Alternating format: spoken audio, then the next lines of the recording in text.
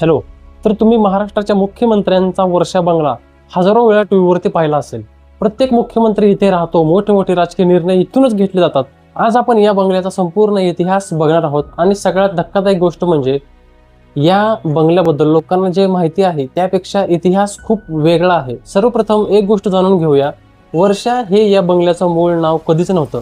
या बंगल्याचं मूळ नाव होतं डग बिगन. हा बंगला ब्रिटिशकालीन आहे. त्या काळात मुंबईच्या मालाबार हिल परिसरामध्ये ब्रिटिश सरकारने वरिष्ठ अधिकारी आणि उच्च पदस्थ व्यक्तींसाठी अनेक बंगले उभारले होते. आजचा मालाबार हिल हा भारतातील सर्वात महागड्या आणि प्रतिष्ठित भागांपैकी एक आहे. पण ब्रिटिश काळातही या भागाला तितकंच महत्त्व होतं. गव्हर्नरचे निवासस्थान, वरिष्ठ ब्रिटिश अधिकारी, उच्च न्यायालयाचे न्यायाधीश आणि इतर मोठे व्यक्ती व्यक्ती या परिसरामध्ये राहत होते. डग बिगन हा त्याच परिसरातील एक साधा पण देखणा ब्रिटिशकालीन बंगला होता. आता तुम्हाला वाटेल, हा बंगला कोणी बांधला, किती साली बांधला, त्यामध्ये कोणता ब्रिटिश अधिकारी राहत होता?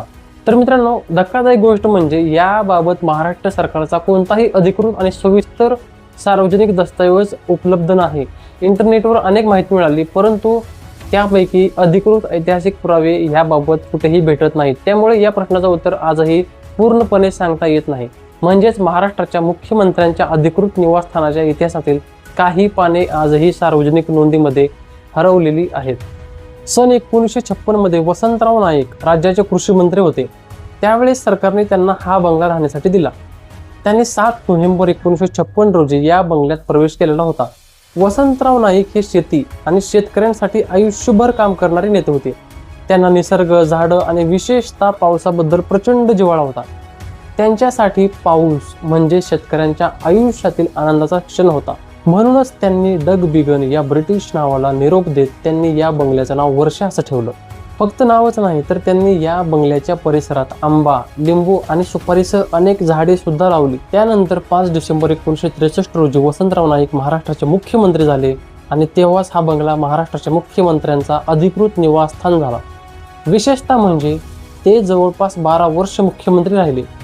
त्यांच्या प्रदीर्घ कार्यकाळामुळे वर्षा हे नाव महाराष्ट्राच्या राजकारणात आज अनेक मुख्यमंत्री या बंगल्यात राहिले आहेत. सरकार बदलली, पक्ष बदलले, राजकारण बदललं, पण वर्षा हे नाव मात्र बदललं नाही. आणि कदाचित म्हणूनच हा बंगला फक्त मुख्यमंत्र्यांचा पत्ता नाही, तो ब्रिटिश काळापासून आधुनिक महाराष्ट्रापर्यंतच्या राजकीय प्रवासाचा साक्षीदार आहे. सर्वात मनोरंजक गोष्ट म्हणजे आजही या बंगल्याचा ब्रिटिश काळातील संपूर्ण इतिहास सार्वजनिकरित्या उपलब्ध नाही.